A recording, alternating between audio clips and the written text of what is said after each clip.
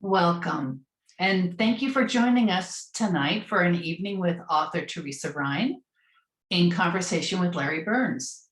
My name is Janine Peroy-Gamblin, and I am Programs Coordinator for Inlandia Institute, a literary and cultural arts nonprofit based in inland Southern California. Before we begin, a few words. Inlandia Institute respectfully acknowledges and recognizes our responsibility to the original and current caretakers of this land, water, and air, the Cahuilla, Tongva, Luiseño, and Serrano peoples, and all of their ancestors and descendants, past, present, and future. Today, the Inlandia region is home to many indigenous peoples from all over the world, and we express our gratitude to them for allowing us the opportunity to live and work on these homelands. And now, a few housekeeping notes. We want you to know that closed captioning is available for this event via the CC icon on the lower part of your screen. And please note that this is a view-only presentation and it is being recorded. If you have any questions for Teresa or Larry, please type them into the Q&A box and they will get back to you later on.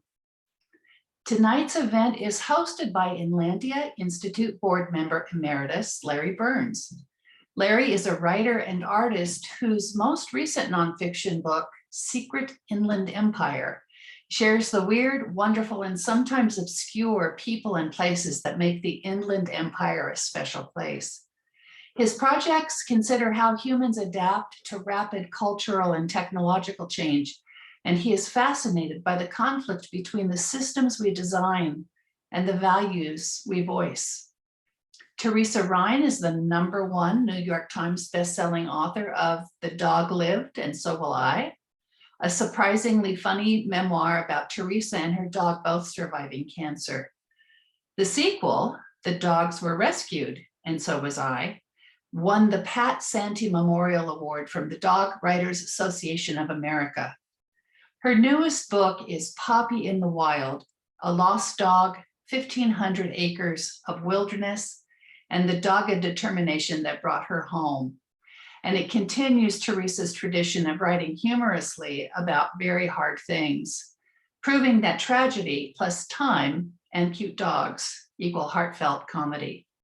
And with that, I would like to turn things over to Larry Burns and Teresa Rhyne. Welcome.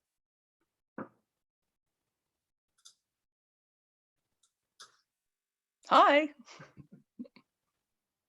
It's always got to find that unmute button. Right, it's always the last place you look. Yeah. Poppy is here. Oh, beautiful. So is Ro.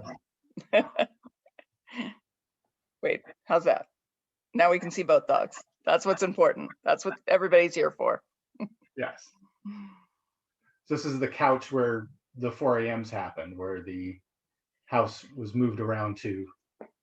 Yeah, so I'm on the floor so that the dogs can be on the couch and be comfortable and be on the screen. This is how my life goes.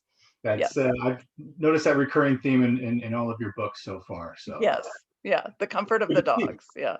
It's good to be presented. I already saw there's one comment reminding us that, because I think everybody knows this. It is National Beagle Day. So happy National Beagle Day, everyone. Is there Serendipity, yes. anybody who doesn't own or are near a beagle at this time should do to support beagles? Well, just bow down every time you see one, donate to your favorite beagle organization, just know how wonderful they are. And I have, wait, is there a way to do this decently? I have a beagle shirt on. Lovely. That's a weird view, but let's go on to books, Larry. Okay, yeah, let's move. Yeah, good segue into books. Actually, before we talk about books, I did want to talk about music for a couple of minutes. We opened with this Pink classic song, and Pink figures into this book. Can you tell us a little bit about how she figured into this book and how she's worked her way into your other work as well? Yeah, I can. So Poppy was rescued from China, from the dog meat trade in China, by an organization called Beagle Freedom Project. And when Beagle Freedom Project rescues, they typically rescue in groups. One of our other dogs came from Beagle Freedom Project. He was rescued from a laboratory where they test on animals. He was a group of 12. Poppy was a group of about the same, I think. And they give names to the different groups. So like Percival was rescued at around the holidays. So all of the dogs had reindeer names. We changed his. He was originally Comet, and we changed it to Percival. When Poppy's group came in, they all had rock star names. So when we came to pick them up, when they came in from the airport and all the fosters and adopters came, as you claim whatever dog you're going to foster or adopt, they come to you with the list of names, and you pick your name. I was one of the last ones to pick a dog out of the group because I wasn't adopting, I was fostering, famous last words. And so I thought, well, I'll let everybody pick whatever dog they want because I'm just fostering, and whatever dog is left. Well, Poppy was the dog that was left because she was the most shy and frightened dog. So when I got the list, there were just a couple of names on there, but one of them was Pink. Oh, you're going to get to hear them all howl. One of the rock stars left was Pink, and Pink was important to me and is mentioned in my first book, Pink the Rock Star, because in 2009 was the year I was going through cancer treatment. That was also the year that Pink came out with her, do we still call them albums? Her CD, her Funhouse. And that was her album that she came out with when she and her husband, I can't remember if they divorced or just separated, but so it's kind of a lot of angry, but I will be strong and I will get through this songs. So it kind of became my anthem, and I just played that CD like constantly when I was going through cancer treatment, including there was one song, the title track, which is Funhouse. It has a line in it that says, "This used to be a fun house, but now it's filled with evil clowns." And obviously that was about my right breast. So I was like, this is my song. This is my song. So when I saw Pink, I was like, oh, it's meant to be. And so I named her Pink, but we changed it. She's Poppy. Her full name is Poppy Pink Petunia Rhyne. Of course. That's yeah, and I really enjoyed learning about the various nicknames and not even just nicknames, but just little cute little endearments you use with all of the different dogs. Well, all of our dogs have really long names and then nicknames and everything else. Yeah, we spend a lot of time with them, I guess, so we get creative. Yeah, I think that's a good way to keep the relationship healthy and varied, is to change up the names a little bit. Yes, exactly. Yeah, keep it interesting for all parties. Yeah. If I could, I wanted to jump into the book and a little bit about bringing us into the book and ask you a question about introducing us to the idea of traveling around this part of California to your two homes and two work sites. And you, from the beginning, you give us a sense of being a passenger in this adventure. We literally are sitting in the seat next to you, and there's times in the book where you can almost hear the leather creak a little bit as you move over to kind of give us a little aside about something maybe you don't want Ro to hear, something that's going on in the front, or we've got to plan something or figure out a restroom stop. Can you talk about some of your choices as a writer about when it comes to engaging the reader as a character and your choice to bring them in this way? Yeah, so I spend a lot of time in my car because I have a home and an office both in Riverside and Paso Robles, both in California. I can see the people who are participating, so I know you're not all in California. Um, and it's about a 4-hour drive. So I spent a lot of time in my car. So inevitably I was going to end up writing, when I write memoir, there's going to be time in the car.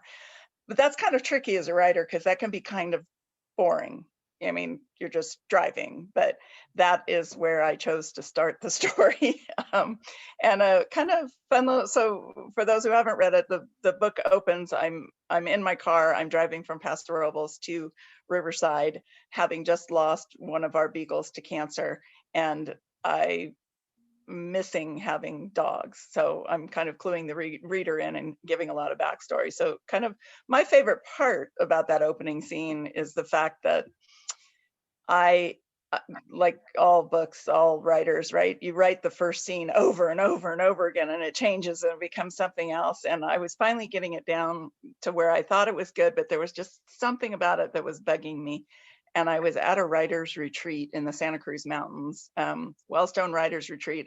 Highly recommend it when we can all go back out again. And they have a community evening where they have people from the community come up to this wonderful home where the retreat is, and it's kind of a public reading, and people can read their own things, and the writers who are there on retreat read what they're working on, and people from the community do.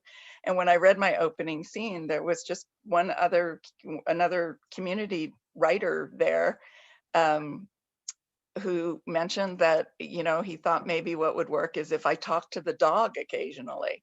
And I was like, oh, perfect. Because my issue was, as I was, you know, driving and telling you, the reader, the story, I was going back and forth, right? So I'm giving you some backstory, and then I'm back in the car and thinking about future things, and then backstory. And that can be confusing, but the dog was the consistent. You have to read the book to know how I ended up picking up a dog, but I did. And the dog was a consistent. So it kind of gave me the anchor, which is thematic. Dogs are my anchor. And it gave me the anchor in that scene that you could tell when it was present because I was talking to the dog versus when I was giving you backstory. So I think it worked. I think it worked. I think it did. That sense of being anchored really worked for me as the reader as well. I really felt like I knew where I was, so I wasn't confused about, you know, where's Teresa taking me right now? And Right. and you jump back and forth with memories. That really keeps us in the place. Um, this might be a good spot to pause here and queue up a video that Inlandia has for us to show, I believe. Yeah, so I can explain the video a little bit. The story is, of course, a lost dog, 1,500 acres of wilderness, and the dogged determination that brought her home. And having lived in Riverside for 25 years, I never knew about Sycamore Canyon Wilderness Park. I mean, I knew it was there, but I did not know how vast it was. I did not know it was 1,500 acres. And the first night she was lost, it was night, and so I didn't really see it. So I did not know um, where she had disappeared to. I didn't understand the vastness of it. So we went and filmed parts of it so that you, the reader, or tonight, the viewer, can see what we were up against. So cue the video, roll the movie. What's the term we use? There we go. That did it. Okay.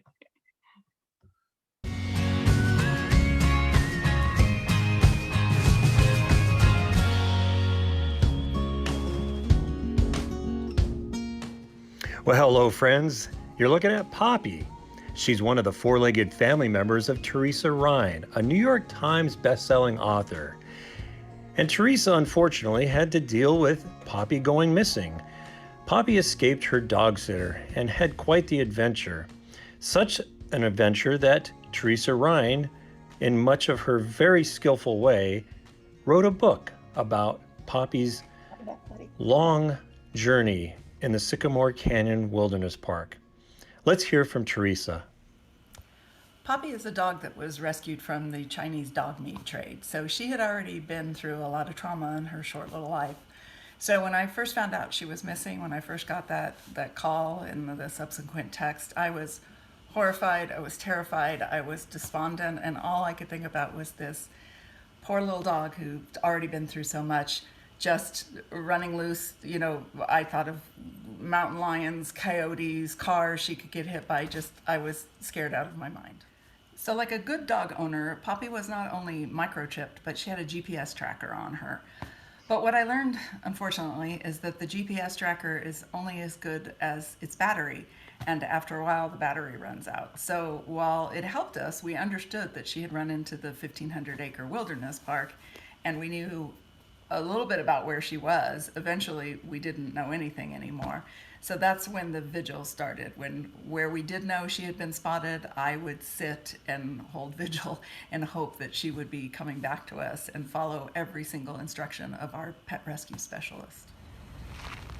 And I spent several nights right there on that rock, camped out, hoping she would return. That's where I sat holding the roasted chicken and waiting for her to catch a whiff and come back. And what we were waiting for, and what I kept expecting, is that somehow she would make her way down through this. There was a reason to expect that. So this is Poppy placement number 1. This is where she ran into the hills.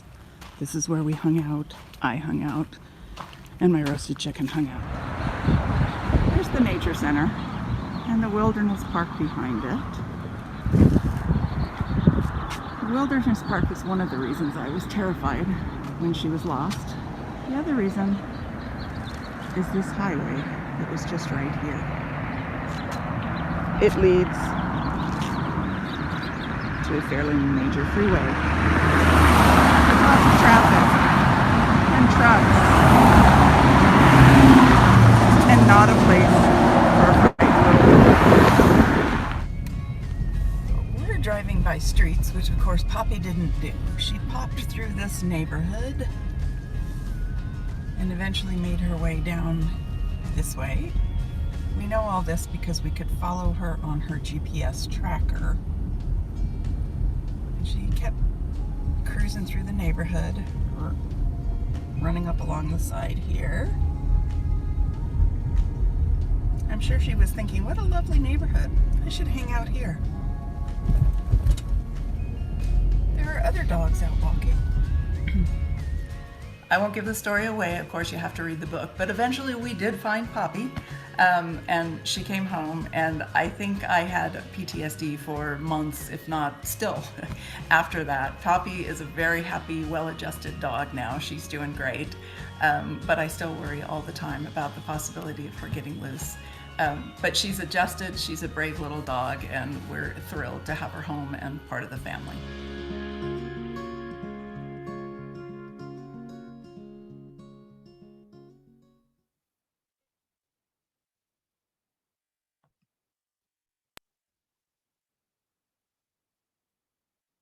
Larry, are you coming back to me? So while we're waiting for Larry, I will just go ahead and explain. So it's very, other than us hiking in and filming the entire 1,500 acres, which would be beautiful, but maybe a little boring. We kind of went around it to show you where she was lost and what we were trying to deal with. And that's why I was overwhelmed and why we ended up thankfully calling in what are known as pet recovery specialists. There you are. Thank you. Yes, I was having trouble getting my video back up. So, but I did hear your continued discussion here about the wilderness and finding it. Did you want to talk a little bit more about that wilderness area, or did we want to talk to our special guest?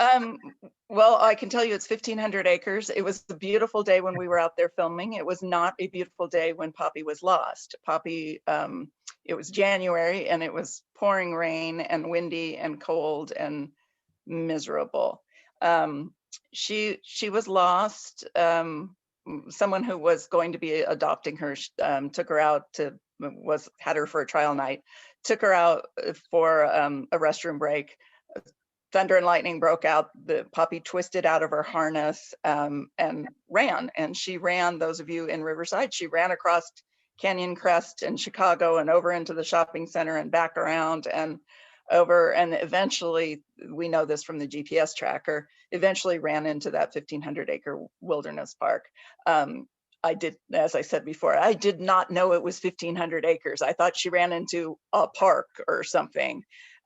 We spent the first night searching in the rain, walking, hiking with totally inappropriate clothing and totally inappropriate shoes, because we had been at a Lakers game when we got the call. And so we raced back in and we spent the 4 or 5 hours hiking through in the rain and calling to her. And in short, doing absolutely everything you are not supposed to do when your dog goes missing, which is why I have invited 2 guests here, because tomorrow is National Lost Dog Awareness Day.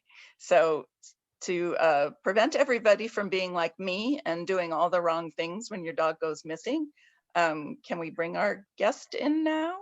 We have with us Babs Fry and Mike Noon, who are the 2 pet recovery specialists, wonderful people who I was put in touch with.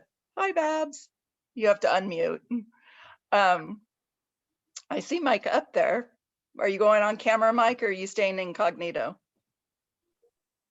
There you go. There, okay.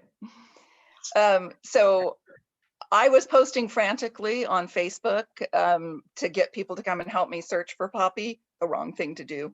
I feel like it's a year plus later, and still when I talk to Mike and Babs, I feel like I'm confessing all the wrong things I did, even though they know that's what everybody does.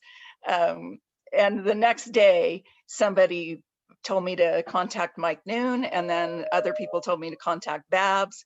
And I, at that point, would have contacted anybody told me to, but luckily I got a hold of Babs, and she very calmly and nicely told me I had done everything wrong, and then told me what I needed to do, which is maybe a good introduction, Babs. So hi, thank you again for being here and saving me again. Thank you. Tell everybody what the first few things they should do to not be like me and when their dog goes missing. Well, of course, the first one is don't look for your dog. Yeah, exactly. Don't go run after your dog. Yeah. Yeah. You know, the most important steps are, I mean, to be frank with you, it's just stop. Don't get caught up in the panic. Mm-hmm. It's important that you stop, ideally connect with somebody that can give you guidance that's not emotionally invested and can think the way your dog is thinking, not the way you're operating as a panic parent. But you don't want to be spreading your scent. You don't want to be confusing the dog. You don't want to take what's a fearful dog and leave it feeling hunted with mass search parties. Truthfully, you find your dog by managing people and working the leads, not by going out and actively looking for it. And then in the meantime, try to set things up so your dog can figure its way back or settle, either of those two, so that it's not a moving target. And then you can either work on having somebody at the right place at the right time or setting a trap if that becomes necessary. Mike, we need you to turn your camera on so she can put you on spotlight. But two of the things you said, Babs, were I think for me that night really, really key, or that morning when I finally talked to you. And one is talking to somebody who is non-emotional, because I think that is the hardest thing, because of course it's, you know, I had only had Poppy like 6-7 weeks when she went missing, but I was still pretty attached to this dog. It could have been a random stranger dog and I would have been that way, but I was still maybe not thinking as logically as I would have liked to have thought. And when I talked to you, you were so calm and so, this is what you need to do, this is how you do it, this is when you do it. And I got the impression from you, and very much from Mike also, that if I didn't listen, you didn't have a lot of time for me because you had other dogs to go save. And so we did. And the first thing one of the first things you said was stop, just stop everything you're doing. Stop panicking, stop chasing. And you explained that here's Poppy, who was already a traumatized dog. And now she's scared and running loose in an unknown place, and there's thunder and lightning. And I just sent a bunch of strangers out after her, calling her name, and from her point of view, hunting. Yeah. And I was like, oh, that makes so much sense. Yeah, of course that's the wrong thing to do. So I did everything wrong. And then you had us, as you just mentioned, the idea is to get you want people involved, but not out there chasing the dog, not out there searching for the dog. A lot of it was sort of low tech. So talk to us about that, about the what we do with flyers and how you do put people to work to help. Well, it's all about people management, honestly. When you have resources available to you, that's a huge asset, because that means you don't have to spread your scent. That means you can be project manager and isolate your situation and your scent to one place for the dog to find you. And then it's all about getting that word out. The key, though, is effectively. Unfortunately, human nature is to put out emotional pleas because we think that that's what we need to do to get people invested or involved. The reality is this is not the case with lost dogs, because people that are going to be willing to help are going to anyway, because they care about dogs or animals. You then layer on an emotional piece to that, and you'll never manage the chase. People won't have talked to Mike or I or someone else with an understanding that, hey, the longer they're out there, the better their odds of surviving are. And dog gets spotted and everybody goes to, oh my God, it's going to die right now if we don't get it, despite the fact that it's done just fine for a month. And now we've caused the dog to have to move again. And so it's all about, a very clear, direct, specific message, which is, I use one-liners. Don't approach, we'll run, and a phone number. Nothing more, nothing less, with just one good, clear picture of your dog. Everybody has that tendency to use the, wouldn't you like to adopt me sort of photo? Mm-hmm. And the reality is, that cute, fuzzy, upside down dog with a hat on is not easy to identify, That's when not it's the dog running out loose on the running in street. the canyon. Exactly. Yeah. Exactly. Yeah. So less is more. And the more you put on there, the smaller your text has to be. The other variable there is the less you let people think for themselves, the better. And I think I may have actually shared that with you too. You start putting dates and other information on there, people make assumptions. Oh, well, that couldn't be that dog. That was 5 miles of, the other direction. Well, 5 miles is nothing to a dog, but they didn't call because they assumed it couldn't have been your dog. Yeah, and that's you and Mike both had a sort of, that's where the volunteers that we had, and we had a significant number of volunteers, or at least I felt we did. Some of them are listening. Thanks, Kataokas, I see you there. We did a gazillion, luckily I have a law office, so we had lots of printers available to us. So we did a gazillion flyers and broke up the neighborhoods all around Sycamore Canyon Park. Did I mention it's 1,500 acres? And there's neighborhoods all the way around it. So everybody took neighborhoods and posted flyers everywhere. That was another thing Bab said, and your flyers are wrong, so we need to take those down. Let's talk about that. And we had to take those down, and I think that's because you had a reward, if I'm not mistaken. That's why you had to take them down. Yeah. Well, which is another thing that I think is just something you think of right away. Of course you want to offer reward because you want people out there. And explain why we don't want a reward. Well, it's paying people to chase your dog is what it's doing. Yeah. To death sentence in a lot of cases. And if they chase the dog's going to run, and the dog's going to run in a panic, and they're not going to run to a safe spot. Yeah. Yep. Yeah. Can you guys hear me okay? Oh, there he is. There's Mike. We can't see you, but we can hear you. I know. I'm moving around because I'm gearing up for an all-nighter tonight on a dog. So I just figured it'd be less distracting if you just saw a blank little screen there or whatever. Just seeing hearing a voice without any body attached to it is not at all disconcerting, Mike. No problem. At least we know you're present.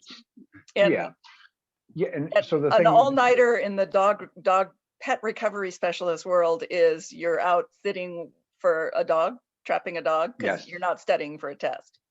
No, I don't study for tests. I don't even take tests anymore. This particular dog is very, very, very fearful. It's in a very precarious place. It's had a bad experience with a trap. So we've got, other other methods that we're going to, introduce tonight to see if we can just get this little girl home safe. Yeah. But, back to the point of the reward. When you put a reward on, especially, in times like this, I mean, people tend to, well, let's put it this way. About every dog that I've ever seen like a $10,000 reward on is dead. And what ends up happening is that people don't care about the dog. It encourages people who you do not want around your dog because they have no skills. All they're interested in is money. The only time that I specifically will introduce a reward is when we have flyered, very effectively, and certain pockets in a very particular neighborhood, all of a sudden the flyers start disappearing. We'll put them back up, they get torn down again. We put them up, they get torn down again. Then we start realizing, okay, let's document and sit there and stake out those reward flyers or regular flyers, and let's find out who is actually taking them down. And if we don't get that, then in that particular area, we start putting up a reward flyers. So we get maybe a neighbor who wants to kind of talk about the neighbor of theirs that just picked up a dog and doesn't want to give her back. Because we've had very, very strange situations where people will instantly fall in love with your dog and be highly judgmental that you should have taken care of this dog. You don't deserve this dog. I found this dog in a bush and it was covered in fleas.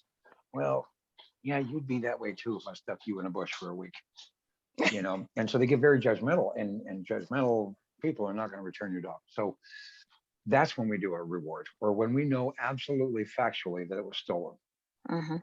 We can do it then. But if we assume that this dog is out running around or trying to survive and hiding, the last thing you want to do is to bring money into the situation and encourage people to go and try to save the day for you. So, and the really big point there too, Teresa, quickly, is as he said, know for a fact someone has the dog. A big mistake, especially here in San Diego County, that I see often because of some other people in the lost and found community, is the dog hasn't been seen for a couple of days. It must be stolen. When in fact, it's very common for them not to be seen because they're frightened and they're hiding. So don't jump to the conclusion somebody must have your dog and therefore you add a reward, 2 to 3 days in, when your dog is otherwise petrified of people. They don't just miraculously decide they're friendly. Yeah. So and much like Poppy, this dog that we're going after tonight, there's a group involved, and their thought was, well, this dog, we're really surprised that nobody has seen this dog because we have flyers everywhere. But just like Poppy, it borders an area that is wide open. And this dog is doing exactly what a lot of them do. And they will hide amongst the back areas of the properties that overlook that wild space, because they know out there is crazy. And they know the homes have got what they need, but they're too afraid to actually come in and knock on the door and say, hey, can you help me find my mom, kind of thing. So they're always going to follow that perimeter that nobody ever goes out to. And you can't put flyers out there because nobody walks there. So why would you? So just because the dog has disappeared and there's been no sightings means absolutely nothing.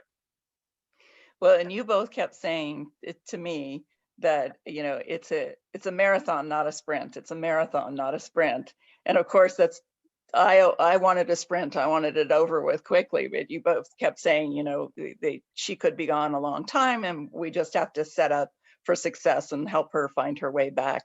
And so we did, as you said, divided up the neighborhood, sent everybody out with these flyers, the redrawn flyers, and telling us where to put them and all that. And I'm in hindsight, I know now we were actually really lucky because we started getting sightings almost right away. So we had neighborhood calls, and it felt like the longest 5 days of my life. I know for you guys that's a quick recovery time, but it felt like the longest 5 days. And it would be like we would get a call and somebody would spot her, and it was just like Mike had described and even drawn on the satellite map. This looks like an area where she might start hanging out. We knew somewhat she was near there from the GPS, and then we knew from the sightings. And it was, correct me if I'm saying it wrong, Mike, but it was basically just what you were describing. There was kind of a perimeter where she could stay safely in the wilderness, but pop on into a home, like the backyard of a home, to get the cat food they had left out or water or whatever. She didn't need water, it was pouring rain, and she was kind of popping in and out. And we would get sightings pretty regularly by listening to everything Babs and Mike were saying, not chasing her.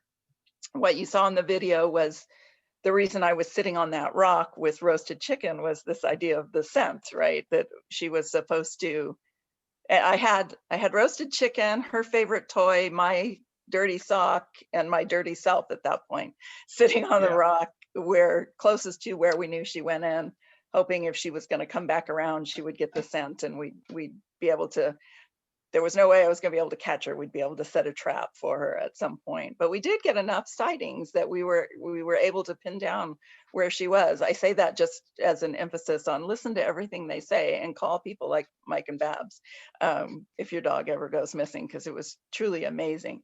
So quickly, with a few more minutes we have here, what's the biggest mistake people make? And what's the thing you would most want people to understand when their dog goes missing? I think stop is the main one, but Yeah.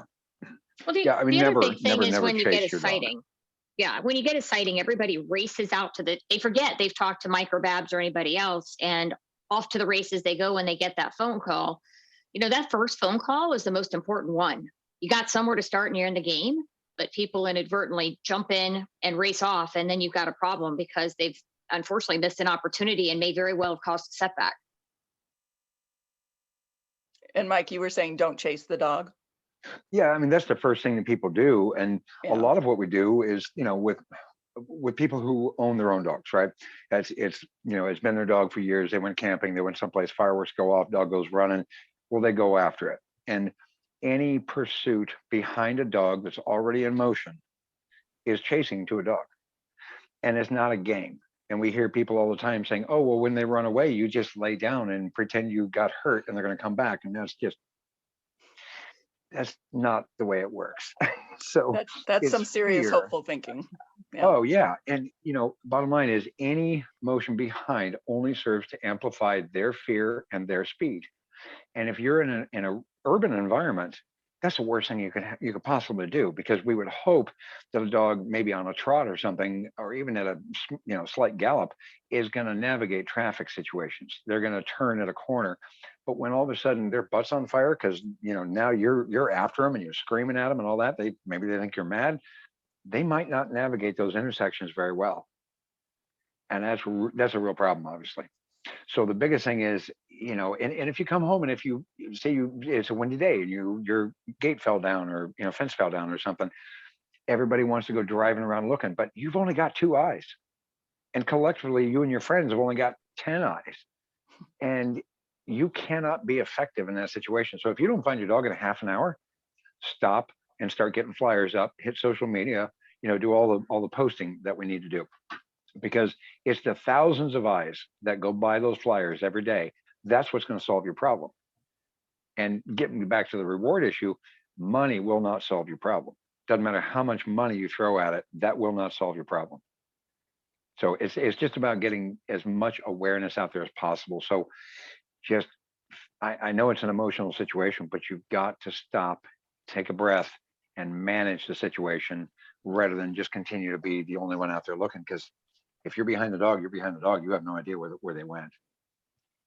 Yeah, and you mentioned a lot at the beginning too. That's about the idea of scent, like what you had said to me that we did by going out there, besides possibly terrifying the dog and sending her running further, was that we had now spread the scent of these humans, these hunting humans, through this Sycamore Canyon Park. Well, at least the part that we covered from it, and that was more likely to send her further away than back to us. But on the other hand, we were using scent, the more attractive scent of roasted chicken, to try and, I'm a vegan, people, it was really hard to have this much roasted chicken around me. And I bet you, Mike and Babs, you guys never eat roasted chicken. You spend so much time with it. I mean, I get it. The scent goes out to the dog, and if it's a hungry dog, that's maybe going to lure them in a bit. But that was really an interesting lesson for me too. Both the way scent can be a bad thing and the way scent can be a good thing when you're searching for them. If you look at it this way, when we come home, dogs will always sniff our feet and our butt if they're tall enough. Yes. So those are the familiar scents to that dog about you personally. Right. So when you're out there walking the canyon or walking throughout the neighborhood and your dog comes across your scent later, that's a straight line. It doesn't know where you started from, and it doesn't know what direction you went. So it might actually pick up on your scent and start following in the wrong direction, taking it further than it ever needed to be. So if you localize your scent, create a single beacon of scent. And if that's out in front of the house, we put our socks up in the air, a few feet off. Oh, he got muted somehow. Babs, you want to take over with socks up in the air? I mean, that's exactly what I was going to say is, it's not the spreading of the unfamiliar scent so much as it is ultimately the dog is looking for you. And that's the other reason talking to someone like myself or I is important, because there are going to be affiliations that are important from a scent perspective. And you don't need to take the dog on a wild goose chase trying to find you, because you can't find a moving target any more than they can find you. Right. There is only in hindsight a funny scene in the book where on, I think the second day, Poppy, the first sighting we had of Poppy was actually in a neighborhood. It was at somebody's house, and she was in their front yard. They happened to have like 5 little dogs of their own, which is probably why she was there. And so Mike and Babs said, go talk to the neighbor and see if you can basically camp out on their front lawn. With the roasted chicken and the scents that she was used to in case she came back to that spot. So these very nice people let me camp out in a chair. And again, it's raining and misting and cold and windy. And they let me sit in a chair in their front yard. And I remember Mike giving me directions on, where to hang my dirty socks in the neighbor's tree and the bushes. And then I was sprinkling, sorry, neighbors, I was sprinkling chicken broth again to get more of the smell in the trees and the bushes, and figuring out which way the wind was blowing so it would carry it. In hindsight, it's hilarious. That night it was just insane, and like, what am I doing and how is this ever gonna work? But we kept getting sightings and it worked. So I promise you guys I wouldn't take up too much of your time. Does anybody, I'm looking at Q&A, if anybody has a question for Mike and Babs, type away. And we'll I hope your dogs never go missing. You guys, Mike and Babs, you're more than happy to have you stay and listen to us discuss books and writing and dogs if you would like to. But I know, Mike, I know you're out on an all-nighter. So I wanted to give everybody a chance to meet you guys and know you and know the wonderful work that you do, and also give some advice to people about if their dog ever goes missing. Call Babs, call Mike, call somebody. Exactly. Because both Babs and I coach people all across the country. We don't always have to be right there present. It's like, I didn't meet you until later, right? So yeah, we were remotely I didn't meet either one of you until, I threw a little party to thank everybody that helped us. And that was another pouring rain, torrential day. That's right. That's the first time I took you guys. No, the party was the first time I met you. And then I took you guys out to lunch to pick your brain more when I was writing the book. And Landia said, how do people contact you, Mike and Babs? Phone numbers, right? Yeah, Babs got her phone number plastered everywhere on the planet. It's very public. Yeah, Mike does Facebook. Well, yeah, he's a little smarter than me. Yeah. People can look me up on Facebook at Catching Paws, or just Mike Noon. Either way. Yeah. And Babs, you're in your own name, but you have a foundation also, right? That is. I'm most known on Facebook as Babs Fry, but Away Home for Animals Incorporated is the name of the company. But Away Home for Animals. Yeah, my phone number is 619-249-2221. It's very present out there. In addition to thank you for having us, but thank you. One of the things we always say to people, like, how can we repay you, is, at least me, I'm always like, please pay it forward by getting the story out. The more people that can share and learn, the fewer people that have to go through a more prolonged journey, and hopefully the more dogs that'll be home. And, you have taken that commitment to a whole nother level. And I'm just really grateful for that. Yeah. Thank you. Yeah. And there is an appendix in the back of the book with all the tips that I gathered from you guys, because you can't, there's so many amazing things you would not even think of. I'll give everybody one quick example that I was just like, oh, that makes such, instead of walking around handing out flyers and stuffing them in a mailbox, which is illegal, by the way, they told us to, and I can't remember which one of you guys work so closely together, and but to find the ring cameras and that sort of thing outside people's home, walk up and hold the flyer, because it security alerts cameras. them and they have the flyer. If you see somebody out walking and you're trying to hand them a flyer, they don't want it because they're walking and they're going to just throw it away. Ask them to take a picture of it with their phone, because then it's on their phone, it's no problem. And if they happen to see your dog later, they have it right there. And these were such amazing things to me that I consolidated all of those, well, as many as I could remember, and from talking to you guys, and put it in appendix in the book. So there's one thing that's important to know, and that is having a list of things, because people ask us all the time, well, why don't you guys write this out? Well, when you're in an emotional state, you're not going to sit there and read my book, right? That's just too much to ask. But the thing is, we can try to consolidate into bullet points. However, every dog is different. Every situation is different. And what we see a lot of is people kind of regurgitating what we have done and applied in this particular situation, and they think it's kind of cookie cutter. And there are times that what we will recommend for Poppy is the exact opposite what we would recommend for another dog in a different situation. So the dynamics are incredible. So the biggest thing is there are basic fundamentals of what not to do right away, and then the management of it, getting the flyers up and that kind of thing. But when it comes to how you go after and pursue your dog, or what you do when you see your dog, it depends on the situation and the environment. So it really is good to get us in on things as quickly as possible. And neither one of us mind. I mean, we're constantly on the phone and juggling things, and totally amazingly, neither one of you charges for your services. Right. No. Which is amazing, because you do amazing work and you do it 24/7. So thank you.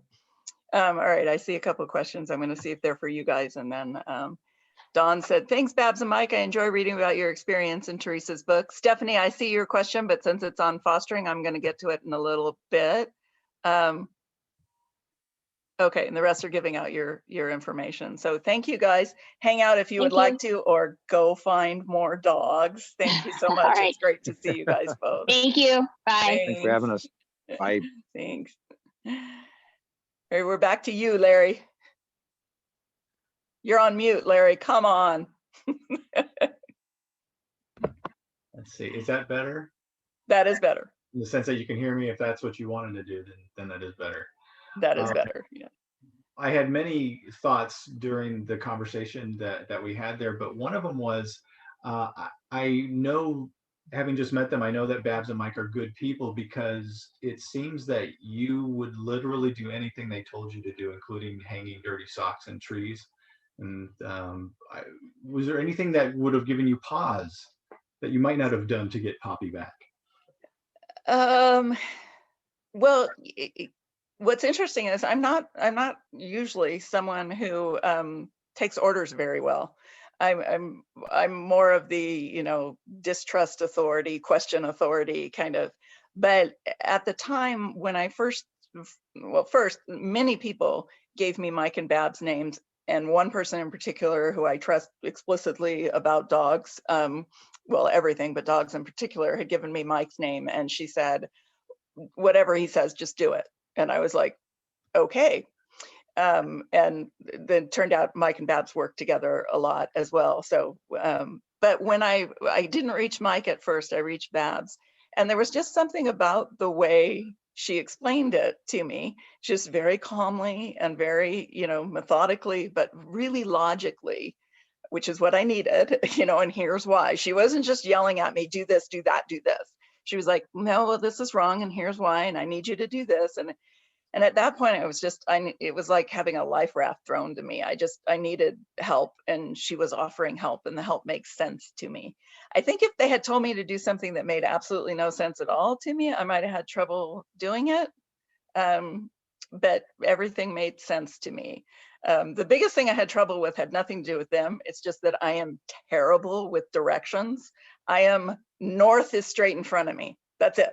South is behind me, north is in front of me, east is to the right. That's it. So whatever way I'm facing, that's north. Chris will testify, I am that bad with directions. And they would be saying things like, because what they did was Mike in particular, they were looking at satellite maps of Sycamore Canyon and the park. So they were on Google Maps and looking at satellite maps. So he would give me direct, you need to go north here, go northeast over. And I would be like, what? Could you give me right or left? No, yeah. So that's a little aside.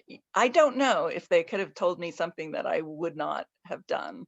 Maybe, I started to say if something was illegal, but they probably could have told me to trespass and I would have done it. So probably did do it. Chris is over here. That's why I keep turning to the right. We probably did trespass. I'm sure we did. So. Well, I want to talk a little bit more about the dog state of mind and what you've learned over the years, not only through this latest experience in the Sycamore Canyon wilderness, but also just being with all of these various dogs over the years. But I wanted to jump in over here to the Q&A and get Stephanie's question asked. And for the rest of you on, if you want to post questions in the Q&A, I'll go ahead and answer those. We've got time for some more questions here. So here's Stephanie's question. What a story. I can't wait to read the book. Here is my very dumb question. I love dogs. I grew up with them, but have never owned one as an adult. My husband has never owned one at all. What is the best way for two older adults to dip their toes in the dog fostering, owning waters? Thank you. Wonderful question. Fostering. I think fostering is a great way of doing it. And I want to say fostering's new. It's not really new, but I think it's getting more and more popular, more and more common, because what's happened is, as we're trying to get shelters to go to no-kill, and we get private, and we have public that can't really be, they're basic, they've got to take whatever strays they pick up and whatnot. And then we have private or nonprofit organizations, rescue organizations, but there's only, there's a limited amount of space. And for a lot of dogs, it's not good to be, for most dogs, it's not good to be in a shelter environment where you're in a small, run with a bunch of other dogs and everybody's barking and nervous and whatnot. So getting them out into homes on a temporary basis with fosters is great for the dog, and it's great for the foster human to be able to figure out, what kind of dog works for me? What do I like? Am I liking the big dog? Do I want a high energy dog? Do I want to, what kind of personality do I want? Or if you already have a dog, does it get along with your other dog? So fostering can be anything from a couple of days to, however long it takes them to find a dog, to find an adopter for the dog. We were supposed to be fostering Poppy, and with Poppy, because of the circumstances she came from, she was nearly feral. So we knew it was going to be a while before she would get adopted. So we figured it'd be a few months at least before she would get adopted. You see how that worked out. We were also fostering Ro over here, who is the golden-eyed stranger in the backseat of my car in the opening scene. That's Ro. He was supposed to be a foster for a couple weeks, mostly just to keep me company before Poppy arrived from China and after our other dog had passed away. So, but I've fostered for like 2 or 3 days just because the dog needs to be transported someplace else and they need to stay somewhere in the meantime. So I would say contact your local rescue group and find out about their foster program. And volunteer, and they'll train you and they'll find the right dog for you. Bye, Mike. Thanks for joining us. I just saw the comment from Mike Elderman. So this is a good segue to another question that I had. One of my observations in reading this book is you introduce us to a lot of different transitions and traumas and unexpected chaos happening to many of the characters throughout this book and also in your previous books as well. And you introduce us to a number of coping mechanisms, not all of them adopted by you, but introduced by a lot of your characters. Some of them that I can recall is eating French fries, fostering or owning multiple dogs, and also marriages and divorces. Are there any particular coping mechanisms you would recommend to us as readers, or some better than others? I definitely recommend French fries as a coping mechanism. I do not at all recommend marriage as a coping mechanism. Terrible idea. Terrible idea. Um, divorce is probably a good coping mechanism, but when appropriate. I think probably my biggest coping mechanism, and this is probably evident in the book as well, is just dark humor. That's just how I deal with things. Now, not everything is immediately funny to me. You know, like I said, that night I was sitting on a random stranger's yard until 1 a.m. with my dirty socks and sprinkling chicken broth. I thought, even in that moment, I thought for sure somebody was going to think like I was from some cult and doing some sort of weird. But so it wasn't necessarily funny to me, but it definitely funny later. And I think that's part of why I write, is to process things and find I can cope better with things once I can find the humor in things, and writing helps me do that. So that's good. I want to ask you about that state of mind as a writer. I imagine that everything is up for grabs in terms of content, either to use literally or creatively, and various things that you do. So I would imagine at some point, when in this harrowing adventure, did you have an inkling like this might actually be a larger story than my immediate yeah. concerns? Can you talk about if and when that happened? Yeah. So what you heard Mike say, that people say to them often, you guys need to write a book. And well, I was one of those people. As they were giving me all this advice, I was just like, oh my God, I think I know a lot about dogs. I'm around dogs all the time. I write. And I didn't know any of this. You guys should write a book. You really need to write a book. And he basically looked at me and was like, lady, we don't write books. We catch dogs. And I was like, oh, I write books. It was almost that. Like, in my defense, I was very tired. But I think it was probably somewhere around like the third day, somewhere in there, because we had gotten enough sightings that a pattern was developing, and I was feeling a little bit more hopeful. Although then, that would crash again too. But at some point, I turned to Chris and said, if we find her, if this has a happy ending, I might have my third book here, because I've always joked that I write books about tragedies that happen to me and my dogs.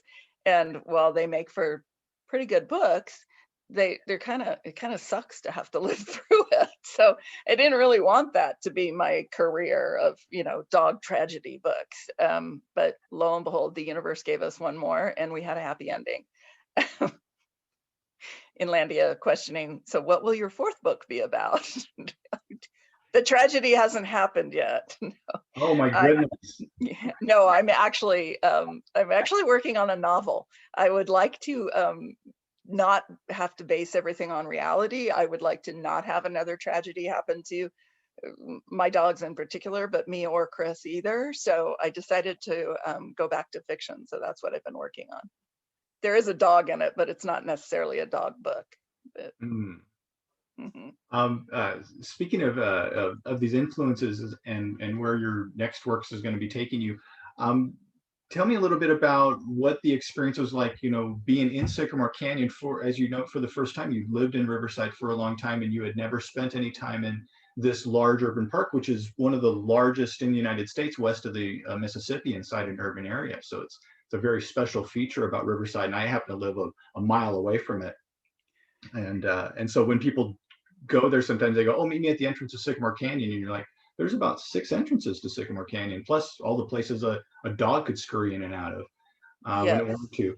So did being in that wilderness change your perception of this place, Riverside, that you've lived in for so long? It did. It really did. I knew it was there because I drive by the nature center on the way to the freeway, right? And so you can see the Mealmore Nature Center and the trails. And then a friend of mine lives, has a home that backs up to it. And so I've sat in her backyard, but I never connected the two things, that canyon that was in her backyard, which is on one end of Sycamore Canyon, connected to the nature park on the other end. I just had no idea that it was that big or beautiful, or, that there were that many trails through it, and that there were waterfalls in there and creeks, and I had no idea at all. Now, I'm not going to lie, it was really ugly in January when it was pouring rain and we were there and we were looking for a dog, especially that one night hiking through it. But I have since been back. We have hiked through there with the dogs a few times, and it's absolutely gorgeous. Yeah, it really, and I felt like kind of like I did the first time I hiked it's always a hike to me. Going to the kitchen is a hike to me. So the first time I went up the top of Mount Rubidoux, I was like, who knew? This is gorgeous. It's beautiful. But that scenery and the top of Mount Rubidoux is on it, every calendar and, coaster and whatnot that has anything to do with Riverside. But I don't think you hear as much about Sycamore Canyon, and it's very impressive. It's the definition of a hidden gem, I would say. It's seconds from a freeway and a major shopping center, as you point out. Yeah. So when your dog's not missing in it, it's pretty cool, but not that night. No. We've got a question here in the Q&A. I'll go ahead and read this off to you from Meg Mall. Teresa, after Poppy was home for a while, how long did it take for you to relax about her not being next to you? I would imagine it was very difficult to have her out of your eyesight. Luckily, she feels the same way about me, so she's not usually out of my eyesight too much. She pretty much is right by me. I'm still a little nervous about her when we go out, because she's still a little nervous outside too.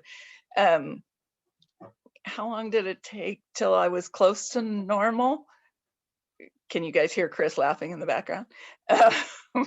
I don't, months, at least months, maybe a year. And like I said, I'm still a little bit more cautious about her than the other two. I don't think Percival would ever run away. He doesn't even like going for regular walks, and he would miss his cushy life here. And Ro, I have decent amount of confidence that he'd be able to find his way back from pretty much anywhere, because he's a retired hunting dog. That's this one.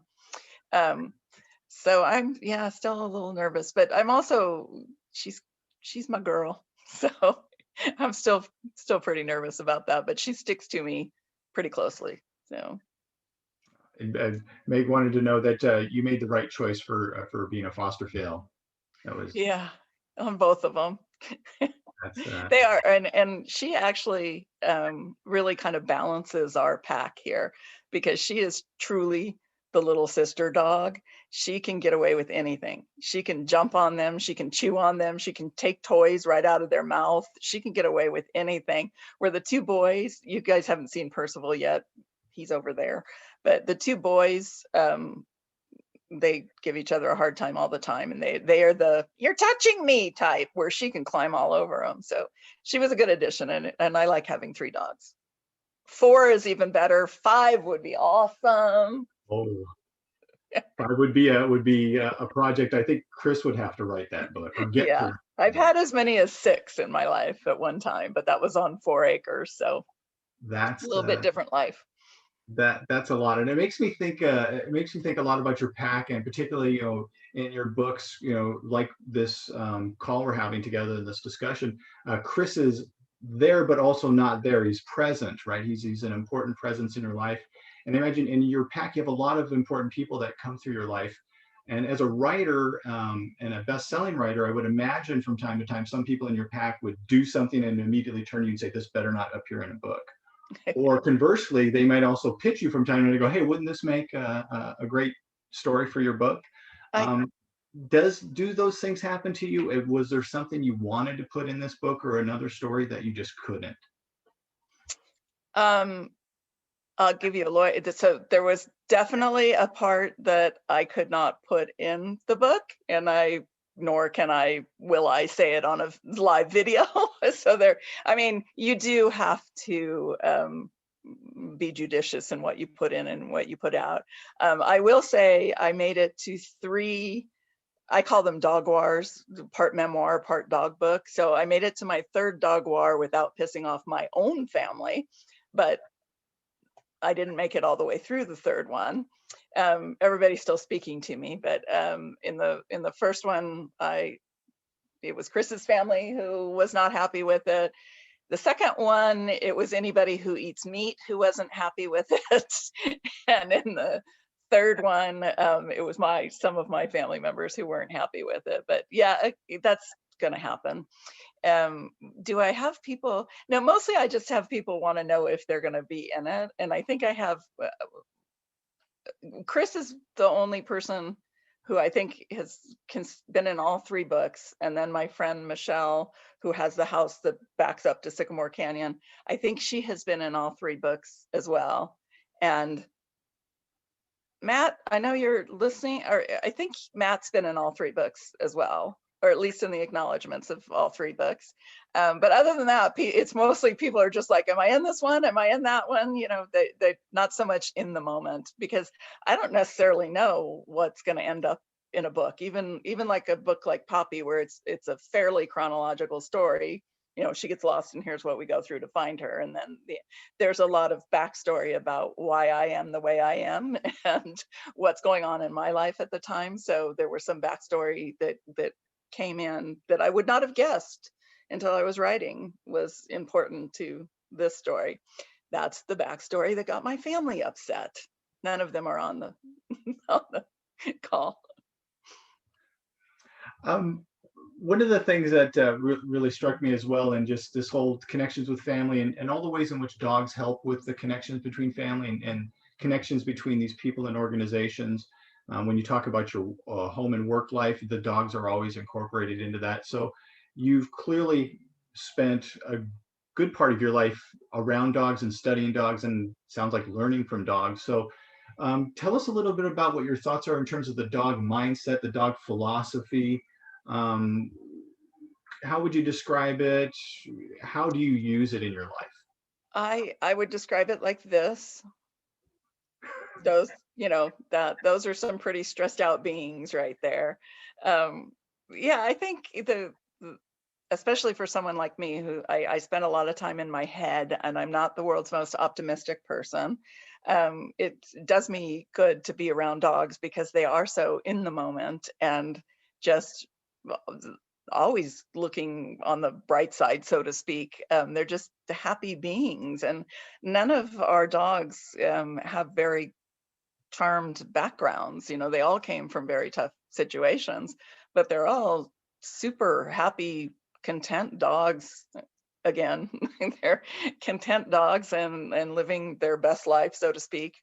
Poppy is great for me because so we had in the beginning of the book, there's a dog I'm telling you about named Daphne, who we had for about 5 years, and she unfortunately passed away from cancer.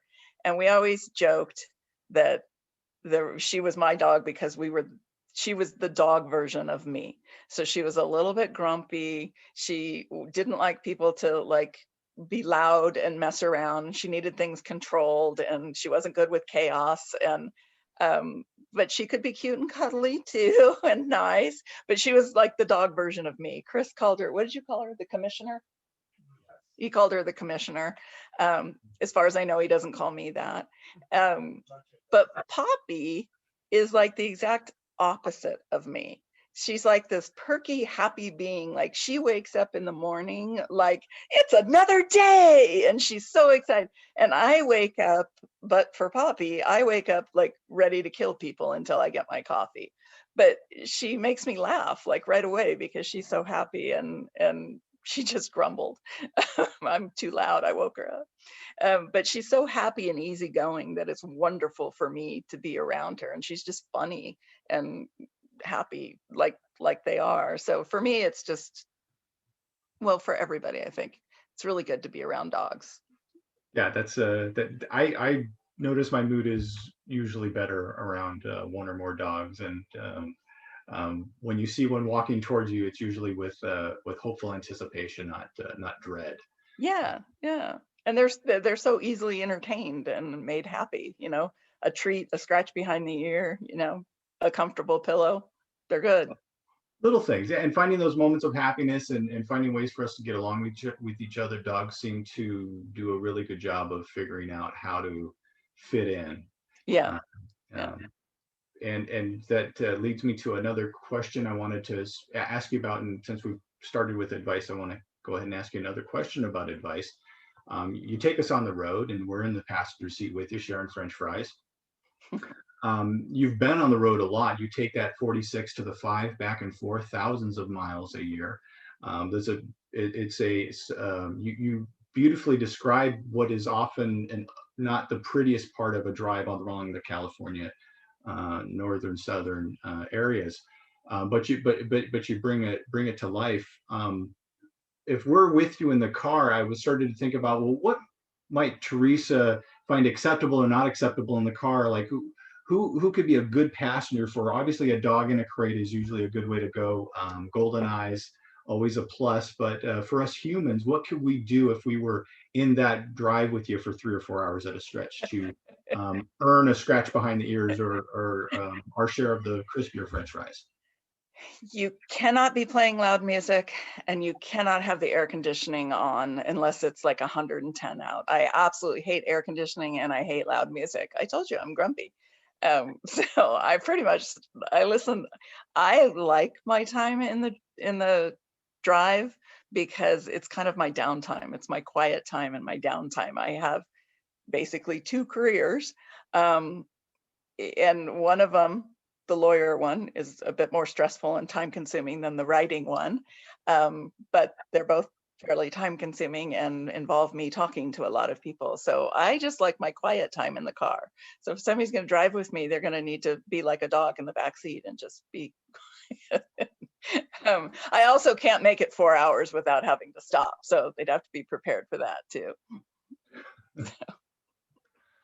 I've got one more follow-up to that too. Given all of your experiences on the road, and you've seen a good part of Southern California, and earlier in the book you talk about your moves around Southern California as part of a larger theme of movement and chaos and uncertainty. Tell us a little bit about what your observations are. If these are quiet, contemplative times, what have you seen change over the years of taking this drive back and forth? What might give you hope in the sense of where our world is going, or where this part of the country is going, or where the 2 places that you call home are going? Well, of course, for the last year, my drive has been a lot less because I'm working from home. So I've mostly been working from Paso. So it's sort of like like you mentioned, I'm born and raised in Southern California, but all over Southern California. The longest I ever lived anywhere before this recent house was 5 years. And I've lived in my recent townhome in Riverside for 16 years, 15, 16 years now. But before that, it was 5 years at a time.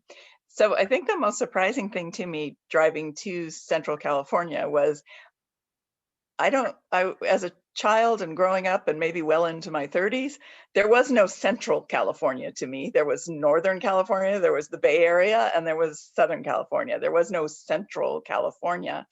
And I just hadn't spent any time here. And now I'm in Paso Robles right now.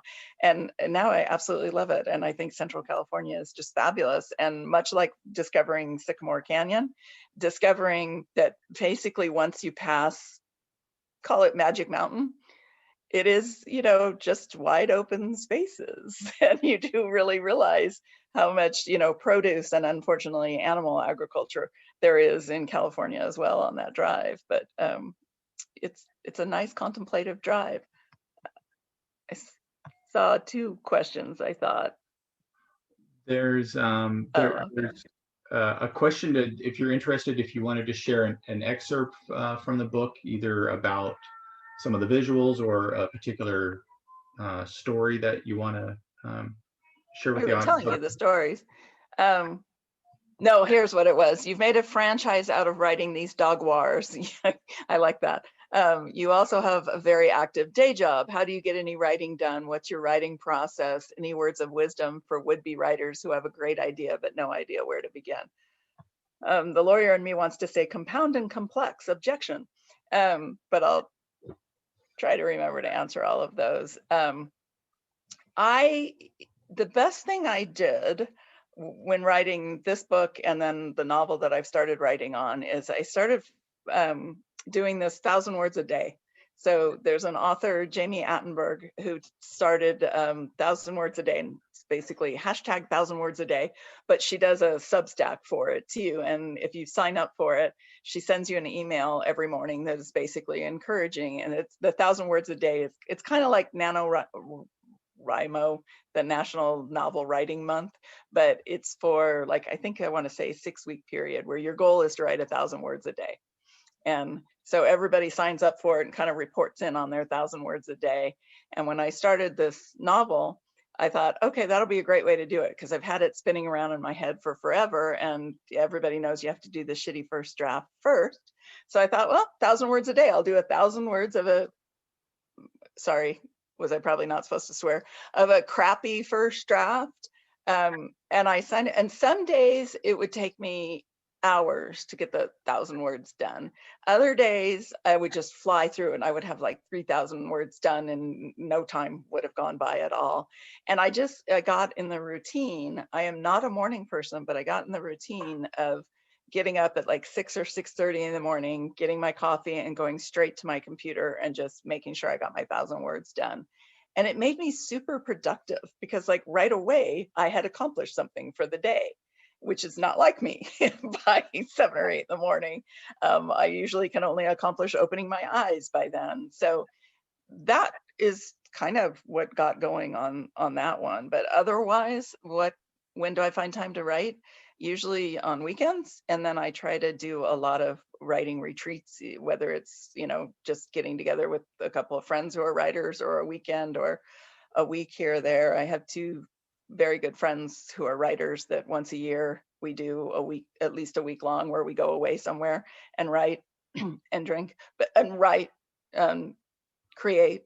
And so I just squeeze it in when I can. I wish I could tell you I was one of those people who wrote every single day, but unless you count legal, trusts and things, I'm not someone who writes every single day. I would like to be, but I'm not. So did I hit all of them in that compound question?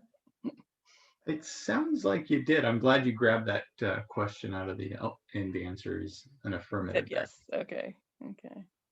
Very good. And that's that's a wonderful spot there to talk about your writing process and how you actually get these stories shared and told. That's an important aspect of it that us as readers simply enjoying the book don't always think about. As we finish up here, are there any final messages we want to share with our audience here, again, about the important work that people are doing every day to find lost dogs and to foster and take care of animals that are in harm's way? Yeah, there is also in the appendix of the book, there is also a information on fostering and how it works, and and I should have, when Stephanie asked about that, I should have remembered, well, you can look in my book, Stephanie, but that's there. To me, that's my volunteer time. I like working with rescue groups. I do for some rescue nonprofits, I do the legal work too, because they are nonprofits, but really I'm just a big advocate of adopting and fostering, and transporting is another thing.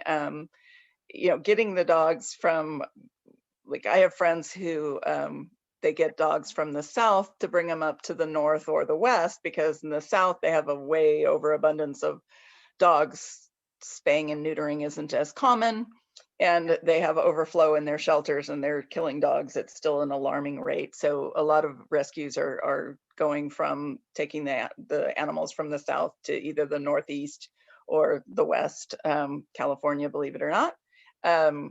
And then, sometimes I work on transports that are just, since I do that drive, I'll bring them from Southern California up to Central, or sometimes it's somebody adopting from Central and I'll drive them back down there. So what I'd like to say is there's lots of different ways to get involved in helping animals, which isn't just adopting them. So contact your local rescue and see what you can do, whether it's fostering or transporting, or they have programs where you can just come and walk the dogs during the day. The dogs need to get out of the cages. They need to go, get some exercise. So pretty non-committal. You can have a date with the dog and just go on a nice walk. I like that idea of just a non-committed date with a dog. There's no requirement to bring that dog home. Right, unless you're me, and then it would be like, but I walked him and he loves me and he must come home with me. So Well, as Meg pointed out, thank goodness there's people like you, given the challenge we face with all of the unwanted dogs, overabundance of dogs to love. yeah, It's good that some people have your tilt towards failure. And yeah, we're grateful. yes, yeah.